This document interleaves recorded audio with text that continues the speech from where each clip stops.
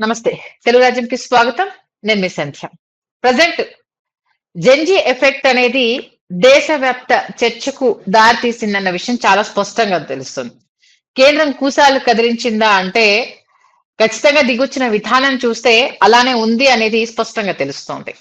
Next మేము కేవలము ప్రజల తరపున వినిపించే వాయిస్ గానే ఉంటాను తప్పితే సీజేపీ అనేది పొలిటికల్ పార్టీగా మారదు అంటూ అభిజిత్ చేసిన వ్యాఖ్యలు, జార్ఖండ్ లో అటు జంతర్ మంతర్ వద్ద చేసిన ధర్నాను స్ఫూర్తిగా తీసుకొని విద్యార్థులు ఏకతాటిపైకి వచ్చి అక్కడ ప్రభుత్వాన్ని వణికిస్తున్న తీరు, ప్రభుత్వాలే దిగొచ్చిన ఈ ఉదంతాలు ఇప్పుడు కనిపిస్తున్నాయి.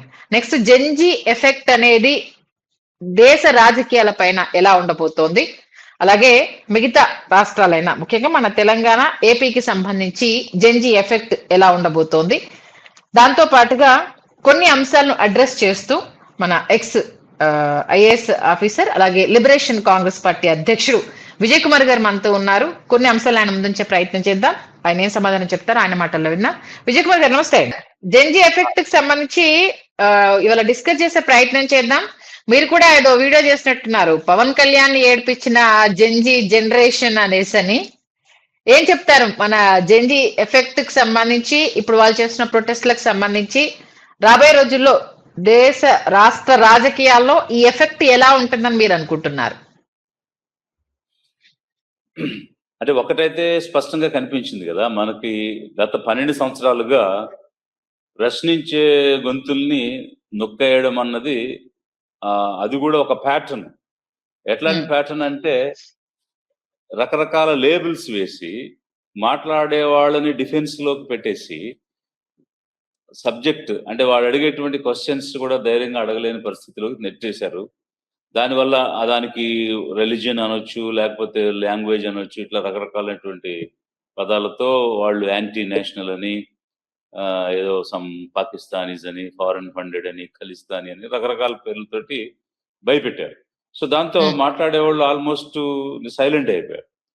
సో ఇక సైలెన్స్ అనేటువంటిది ఉన్న పరిస్థితిలో ఈ యూత్ యాజిటేషన్ రియల్ గా ఒక ధైర్యాన్ని ఇచ్చిందని చెప్పొచ్చు, ఒక హోప్ ని క్రియేట్ చేసిందని చెప్పొచ్చు. ఎందువల్ల అంటే ఇక ఇలాగే ఉంటుందా ఈ డెమోక్రసీ ఇండియాలో, అలాంటప్పుడు ఈ దేశంలో బ్రతకగలమా అనే ఫండమెంటల్ క్వశ్చన్స్ రైజ్ అయిన సిచ్యువేషన్ లో ఈ ఉద్యమం జరగడం అన్నది అంత న్యూస్ అవ్వడానికి కానీ అంత చర్చకు కానీ దారితీసిన పరిస్థితి ఉంది. మరొక వైపు ఏమో ప్రధానమంత్రి అయినా, మంత్రి అయినా, కేంద్ర మంత్రి అయినా, ఎవరినైనా వాళ్ళు నిలదీసి ప్రశ్నించడం, మాట్లాడటం అనేటువంటిది చాలా నిర్భయంగా చేసిన పరిస్థితి ఉంది. దీంతో మొన్న భోగాపురం వచ్చినప్పుడు ఇక్కడ ఉన్నటువంటి మంత్రి గారు పవన్ కళ్యాణ్ గారు ప్రధానమంత్రిని అంటే నాకు ఏడుపు వచ్చిందని నేను ఏడ్చానని చెప్పి చెప్తా ఉన్నారు. సో అంటే సో అందుకనే ఇంకా ఈ జెన్‌జీ ఉద్యమం ఆయన ఏడిపించే స్థితికి తీసుకెళ్ళింది అనేటువంటి అంశాన్ని మనం మాట్లాడటం జరిగింది. Okay, that is one subject. అయితే బట్ దిస్ ఇంపాక్ట్ అనేటువంటిది చాలా బాగా వచ్చింది. ఎందువల్ల అంటే డెమోక్రసీలో 19 ఆర్టికల్ ఇచ్చిన ఒక హక్కు, డిసెంట్, శాంతియుతమైనటువంటి వాదనని చేయడం అన్నది అక్కడ ఉన్నటువంటి అవకాశం.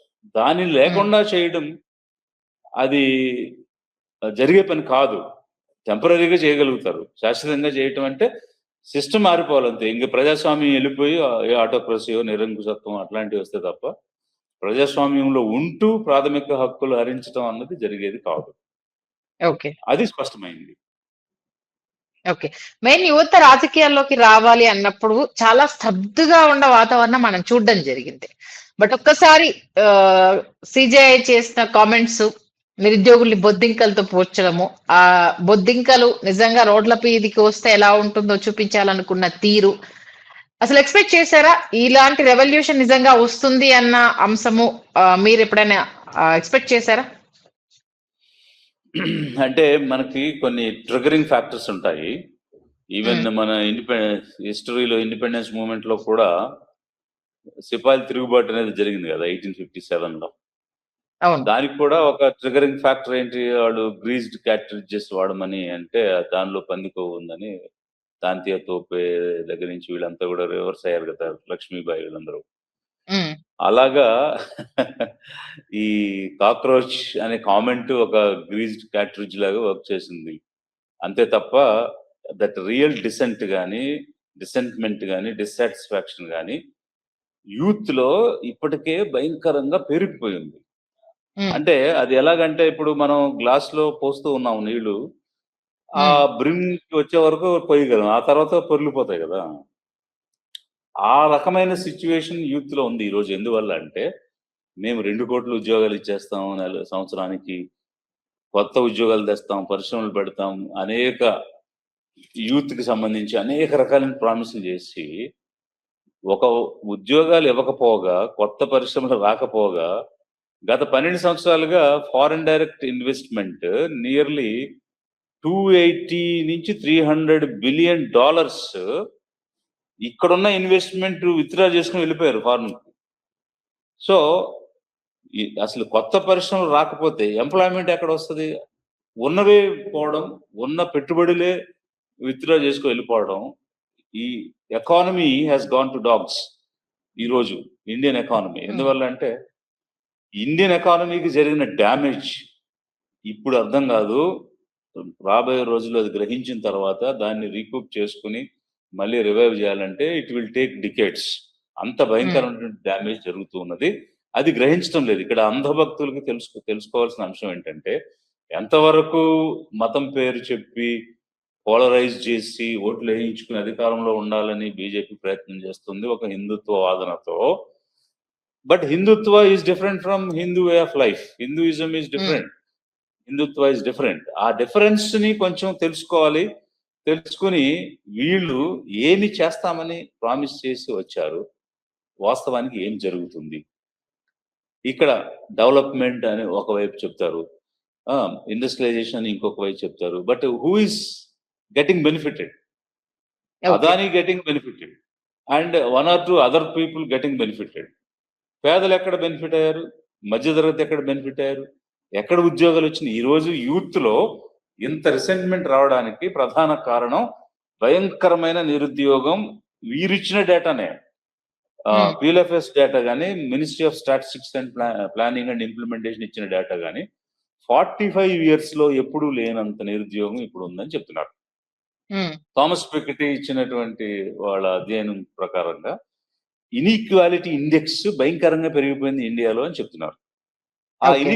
అంటే ఎకనామిక్ ఇనీక్వాలిటీ పెరిగిపోయినప్పుడు, ఈ 12 సంవత్సరాల్లో దాన్ని తగ్గించే ప్రయత్నం ఈ ప్రభుత్వం చేయలేదని స్పష్టంగా చెప్పేశారు. హ్మ్. అంత వివరమైనటువంటి వివరణలు వస్తున్నాయి. ప్లస్ వి ఆర్ ఫీలింగ్ గదా! I said economy has gone to dogs అన్నా. దానికి నేను ఒక 2 ఎగ్జాంపుల్స్ చెప్తాను. వీరు అధికారంలోకి వచ్చినప్పుడు రూ. 57 డాలర్ విలువ. ఇప్పుడు రూ. 97. హ్మ్. అసలు ఎప్పుడైనా స్వతంత్రం వచ్చిన తర్వాత కేవలం 10 సంవత్సరాల వ్యవధిలో 63% ఫాల్ ఆఫ్ రూపీ వాల్యూ. పతనం అయిపోవటం అనేది ఎప్పుడైనా మనం చూసామా? లేదు. రూపాయి అంత పతనం అయిపోయింది. సో, మనం కొని ప్రతి వస్తువు ఒక 2, 3 సంవత్సరాల క్రితం కొన్నది ఈరోజు దానికి కనీసం 30, 40% ఎక్స్‌ట్రా పెట్టి కొనాల్సొస్తుంది. అవును. 2014లో కేజీ బియ్యం మీరు రూ. 40 కొనుంటే ఈరోజు రూ. 60 కొనాల్సొస్తుంది. అప్పుడు రూ. 60 కొన్నది ఇప్పుడు రూ. 80 కొంటున్నాం. బట్ మన ఆదాయం పెరగలేదు. మనకు వచ్చే హ్మ్. జీతం అంతే. హ్మ్. కానీ కొ ఖర్చులు విపరీతంగా పెరిగిపోయినాయి. దట్ ఈస్ ది హ్మ్. డిఫరెన్స్. మన రూపాయి విలువ పడిపోవడం వల్ల జరిగే ఇంపాక్ట్ ఏంటంటే, ఆ రోజు రూ. 45 కొన్న బియ్యం ఈ రోజు రూ. 65 కొంటాం. అదే హ్మ్. అదే జీతం. అదే రకమైన విలువ ఇక్కడ. బట్ ఖర్చు పెట్టాల్సింది ఎక్కువ. సో, దాంతో ఏమైపోయింది? ఆదాయం తగ్గిపోయింది. ఖర్చులు పెరిగిపోయినాయి. ఇది సరైనటువంటి ఎకానమీ కాదు గదా! ఒక పద్ధతిలో నడిపించాల్సిన ఎకానమీ కాదు గదా! ఆ పెయిన్ ఫీల్ అవుతూ కూడా అంధులు అంధభక్తుల్లాగా ఇంకా ఏదో జేస్తారని ఈ బీజేపీని మోస్తూ ఉన్నారు. జనం తెలుసుకోవాలి. వి ఓకే. మన ఎకానమీ బాగా దెబ్బతింది. యాహ్! కాకపోతే మీరిందాక అన్నట్టుగా ఇదంతా ఫారిన్ నుంచెళ్ళొచ్చిన ఫండు. దేశద్రోహులు ఈ ముసుగులో ఏంటిది వికృతాలు చేయబోతున్నారు అన్నది. నెక్స్ట్ ఏంటంటే నేపాల్, బంగ్లాదేశ్ పరిస్థితే భారత్‌కు రాబోతుంది అన్నది. ఈ నినాదాన్ని కొన్ని అంటే బీజేపీ యూట్యూబర్స్ అనాలా, లేకపోతే ఇప్పుడు మోదీకి వ్యతిరేకంగా మాట్లాడుతున్న వాళ్ళకు సంబంధించి పులుముతున్న అనేక అంశాలు కావచ్చు తెర మీదకి వస్తున్నాయి. దీన్ని కట్టడి చేయకపోతే మరో బంగ్లాదేశ్, మరో నేపాల్, భారత్ అవుతుంది అన్న అంశాన్ని జనాల్లోకి బలంగా నాటే ప్రయత్నం చేస్తున్నారు. దీని గురించి ఏమంటారు? ఎగ్జాక్ట్లీ. సో ఇప్పుడు నేపాల్లో జరిగిందైనా ఇంకో చోట జరిగిందైనా ఇప్పుడు ఒకటి ఫారిన్ ఫండెడ్ అని వీళ్ళని మళ్ళీ వీళ్ళే ఒక ప్రెస్ మీటింగ్ పెట్టి స్టేట్మెంట్ ఇచ్చారు. ఏమని? చైనా ఫండింగ్ ఏమీ లేదు అని చెప్పి వాళ్ళే చెప్పారు. గవర్నమెంట్ ఆఫ్ ఇండియానే clarified that there is no China funding in the agitation అని వాళ్ళే చెప్పారు. ఇక్కడ ఫండమెంటల్ పాయింట్ ఒకటి అర్థం చేసుకోవాలి. ఇన్నాళ్ళు వీళ్ళు వేసిన లేబుల్స్ కేవలం మాట్లాడే వాళ్ళకి లేబుల్స్ వేయడం, యూట్యూబర్స్ లాంటి వాళ్ళ మీద కేసులు పెట్టి వాళ్ళని జైల్లో పెట్టించడం, రిపోర్టర్స్ ని జైల్లో పెట్టించడం ఇది చేశారు. కానీ బట్ రియాలిటీలో వాళ్ళు ఏం లేబుల్స్ వేశారో అది ప్రూవ్ చేయలేదుగా. సపోజ్ యూఆర్ ఖలిస్తానీ అన్నారు, యూఆర్ పాకిస్తానీ అన్నారు, లేకపోతే యూఆర్ యాంటీ నేషనల్ అన్నారు. ఎక్కడ ప్రూవ్ చేశారు? ఈ 12 సంవత్సరాల్లో మాట్లాడిన వాళ్ళు ఎంతమంది యాంటీ నేషనల్ అని ప్రూవ్ చేశారు? ప్రూవ్ చేయగలిగే వ్యవస్థ వీళ్ళ చేతిలో లేదా? ఈడీ వాళ్ళ దగ్గరే ఉంది, సిబిఐ వాళ్ళ దగ్గరే ఉంది, ఎనీ డిపార్ట్మెంట్ యూ నేమ్ అన్ని వాళ్ళ చేతిలోనే ఉన్నాయి. ఇంటెలిజెన్స్ ఉంది, ఎంక్వైరీ చేయొచ్చు, చేసి ఇది నిజమని ప్రూవ్ చేయొచ్చు. They haven't proved any label. So అక్కడ అర్థమవుతుంది కదా, ఊరికే జనాలు నోరు నొక్కేయడానికి ఎట్లాంటి టాక్టిక్స్ వాడుతున్నారు, ఒక ప్యాటర్న్ డెవలప్ చేశారు తప్ప. అంటే వాళ్ళు దీనికి సంబంధించి విజయ్ సార్ ఏం చెప్పారంటే, కొంతమంది యూట్యూబర్స్ కొన్ని వీడియోస్ లేకపోతే మన బీజేపీ ఏంటిది సపోర్ట్ చేసే వాళ్ళు చెప్తున్న ఈ మధ్య కాలంలో బాగా స్ప్రెడ్ అయిన ఒక వీడియో ఏంటంటే, సిజేపీకి మనం థ్యాంక్స్ చెప్పాలి. ఎందుకనంటే ఇంతమంది దేశ ద్రోహుల్ని, అంటే ఒకరిద్దరు పెట్రోల్ బాంబులు అక్కడ తయారు చేయాలని చూసిన వాళ్ళని కావచ్చు, వీళ్ళందరినీ ఏకతాటిపైకి తీసుకొచ్చారు. ఒక్క చోట వీళ్ళందరినీ మనకు పట్టుకునే అవకాశం ఇచ్చారు కాబట్టి సిజేపీకి హ్యాట్సప్ చెప్పాలి. ఏంటి, వీళ్ళ ఉద్యమాన్ని స్టార్ట్ చేశారు కాబట్టి ఎవరెవరు మన వెనకాల గోతులు తవ్వాలనుకున్నా వాళ్ళందరినీ క్యాచ్ చేశాము కాబట్టి సిజేపీకి మనం థ్యాంక్స్ చెప్పాలంటూ ఈ నినాదాన్ని వినిపించే ప్రయత్నం చేస్తున్నారు. దీని గురించి ఏమంటారు?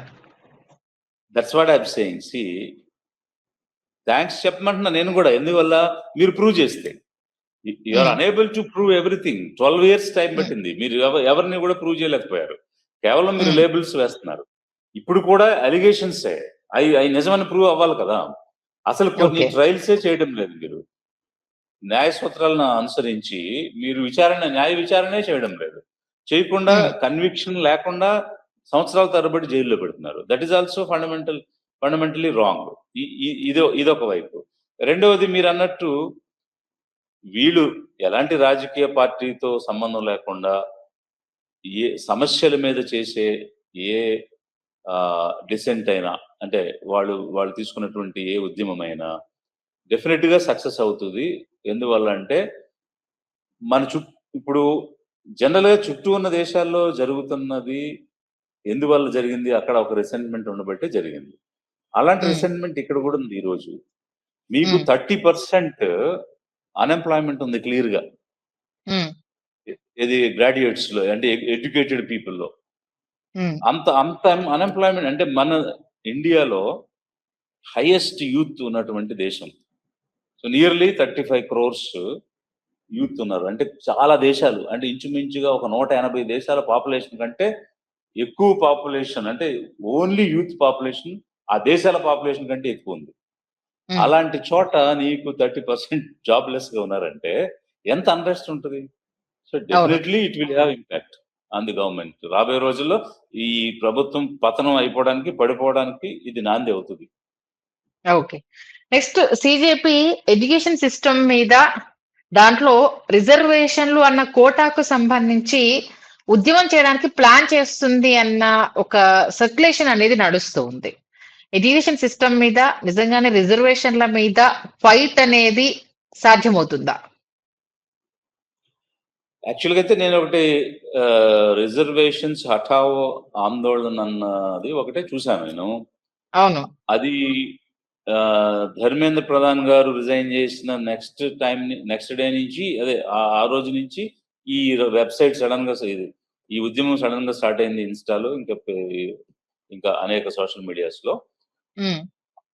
దానిలో ఇంచుమించు 5.5 lakh పీపుల్ చేరినట్టుగా సంథింగ్ ఐ హర్డ్. ఇది సిజేపీ లాగా అంత ఊపు అందుకోలేదు. అది ఫస్ట్ పాయింట్. రెండవది ఏంటంటే, రిజర్వేషన్ లేని వర్గం ఏముంది ఈరోజు ఇండియాలో? ఓసీకి కూడా ఇప్పుడు ఆ రిజర్వేషన్ అనేది ఉండింది. community అవును. which is not enjoying reservation. When everybody, every section of the society is enjoying the fruits of reservation, who will oppose and why should they oppose?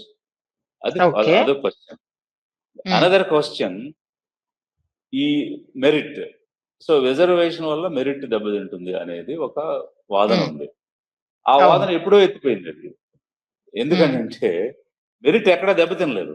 గత 80 సంవత్సరాలుగా స్వతంత్రం వచ్చిన తర్వాత అమలు అవుతున్నటువంటి రిజర్వేషన్ వల్ల ఎక్కడా కూడా మెరిట్ లేక సాధించలేనటువంటిది ఏది కూడా జరగలేదు.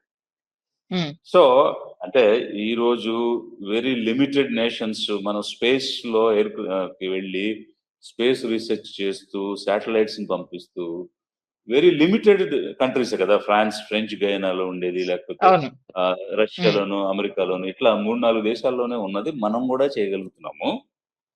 అన్ని వ్యవస్థల్లోనూ అన్ని రంగాల వాళ్ళు, అన్ని వర్గాల వాళ్ళు ఉన్నారు. ఏ అంశం తీసుకున్నా కూడా ఎక్సెల్ చేయగలిగిన దగ్గర ఎక్సెల్ చేస్తూనే ఉన్నారు. సో ఎక్కడ కూడా నీకు రిజర్వేషన్ అడ్డం రాలేదు అనేది ఒకటైతే, ఒక లివింగ్ ఎగ్జాంపుల్స్ కూడా ఉన్నాయి.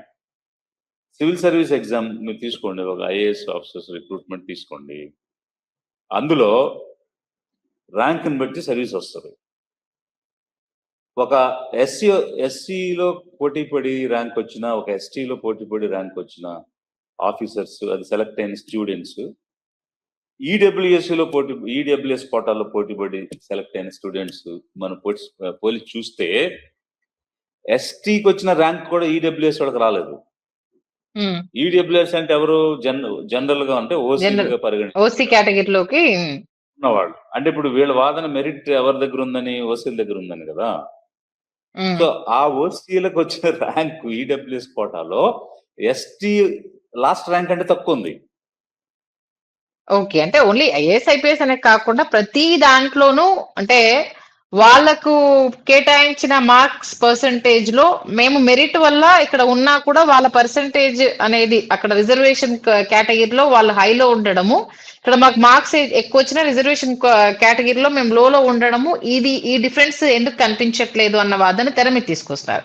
నిజంగానే అంటే ఎడ్యుకేషన్ కి సంబంధించి ఈ రిజర్వేషన్లు అనేది తీసేస్తే పారదర్శకత అనేది ఎంతవరకు ఉండే అవకాశం ఉంటుంది? ఎడ్యుకేషన్ సిస్టమ్ లో లోపాలను సవరించకుండా రిజర్వేషన్ తీసుకొస్తే ఎంతవరకు అది కరెక్ట్ అవుతుంది? ఇక్కడ 2 పాయింట్స్ మీరు మాట్లాడారు, వెరీ వ్యాలిడ్ పాయింట్స్. ఒకటి, లోపాలు సవరించడం అన్నది. అసలు విద్యా వ్యవస్థలో ఉన్న లోపాలకి రిజర్వేషన్ కి ఏమిటి అసలు సంబంధం? It is no way connected కదా.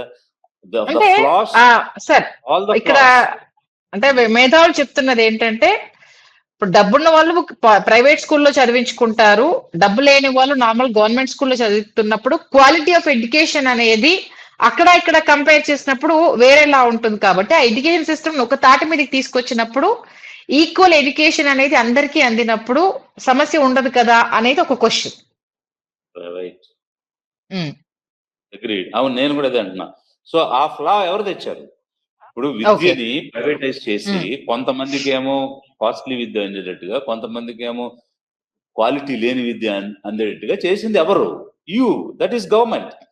You have a mandate. What constitution mandates? The elected governments shall strive towards universal education, universal health. అవి చెయ్యమని నీకు మ్యాండేట్ రాజ్యాంగం ఇచ్చింది. దాన్ని మీరు చేయకుండా ప్రైవేటైజ్ చేసి, why do you encourage private institutions in primary schools, in higher secondary schools? అసలు ఎందుకు పెట్టాలి? వెస్టర్న్ కంట్రీస్ లో, డెవలప్డ్ కంట్రీస్ లో ప్రైమరీ ఎడ్యుకేషన్ టిల్ +10 వరకు గవర్నమెంటే కదా నడుపుతుంది. గవర్నమెంట్ స్కూల్స్ కదా అందరూ చదివేది. ఇక్కడ అసలు ప్రైవేట్ స్కూల్స్ ఎందుకు రావాలి? ఇది ఒక క్వశ్చన్. రెండవ క్వశ్చన్ ఏంటంటే, మెరిట్ అన్నది ఇక్కడ మనం చూసేది ఒక రిలేటివ్ మెరిట్ తప్ప రియల్ మెరిట్ కాదు. ఏ ఎగ్జామ్ తీసుకోండి, ఇప్పుడు మనం నీట్ తీసుకున్నాము, లేకపోతే ఇంకో any competitive exam, it measures the relative merit, not the actual merit. Actual merit ఏంటి? For example, if you want to become a doctor, you should study +2, అంటే 12th క్లాస్ వరకు చదువుకోవాలి. మన ఏపీలో ఇంటర్మీడియట్ అంటాం. That is the basic qualification. అది అందరూ చదివారు కదా, అందరూ పాస్ అయిపోయారు కదా. That means when you have completed intermediate with a certain percentage of pass marks, you are on merit.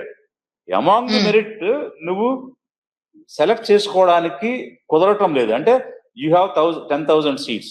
There are 1 lakh people available. All 1 lakh are qualified meritorious. Among them you want to again screen. అప్పుడు relative merit తీసుకున్నాం. ఆ relative merit లో ఎక్కువ మార్కులు వచ్చినట్టు ఇస్తున్నాం. ఇక్కడ కూడా ఇంకొకటి ఉంది. మరి ఆ విధంగా మీరు డాక్టర్స్ తయారు చేస్తున్నారు కదా. మరి అదే ప్రైవేట్ కాలేజీలు 1 కోటి రూపాయలు ఇచ్చినా, 2 కోట్లు ఇచ్చినా, 5 కోట్లు ఇచ్చినా సీట్లు ఇస్తున్నారు కదా. వాడికి అసలు మెరిటే లేదు కదా. నీకు ఇంటర్మీడియట్ లోను మెరిట్ లేదు, నీట్ లోను మెరిట్ లేదు. Still you are making them doctors. Tomorrow they will become surgeons, physicians. మరి వాళ్ళు ఇచ్చే ట్రీట్మెంట్, వాళ్ళు చేసే సర్జరీస్ ఏ విధంగా మరి సమంజసం? So this all rubbish. కాబట్టి అసలు రిజర్వేషన్ వల్ల మెరిట్ దెబ్బతినడం అనేది రబిష్ స్టేట్మెంట్. అది జరగలేదు. ఎక్కడా కూడా అలాంటి ప్రూఫ్ లేదు. నెంబర్ 2, అసలు ఎందుకు తీసేయాలి రిజర్వేషన్? ఎందుకు రిజర్వేషన్ వచ్చింది అనేది తెలిస్తే ఎందుకు ఉంచాలో తీసేయాలని తెలుసు. రిజర్వేషన్ దేనికి వచ్చింది అని అంటే, కొన్ని వేల సంవత్సరాలు ఇంచుమించు 80% మంది పైనే అసలు నీకు విద్య లేకుండా చేశావు, విద్యకు దూరంగా చేశావు. 50% మంది మహిళలకి విద్యను దూరం చేశారు మీరు. అసలు వాళ్ళకి గుడి బడి నిషేధం, మహిళలకి గుడి బడి నిషేధం. 50% జనం వాళ్ళు. అది ఎంతకాలం? 10 సంవత్సరాలు, 20 సంవత్సరాలు కాదు కదా, కొన్ని తరాలు. మరి ఆ తప్పు సరిదిద్దాలుగా. ఆ తప్పుని సరిదిద్దే దానిలో భాగం ఇది. So it is correction of historical wrongs. అది అందువల్ల ఇట్ హ్యాస్ లాంగ్ రూట్స్. మనం దాన్ని ఇలా ఒక మార్పుతో, ఒక వాదంతో కొట్టేది కాదు. బట్ అది జరిగే పని కాదు. రిజర్వేషన్స్ హటావో అనేది జరిగే పని కాదు.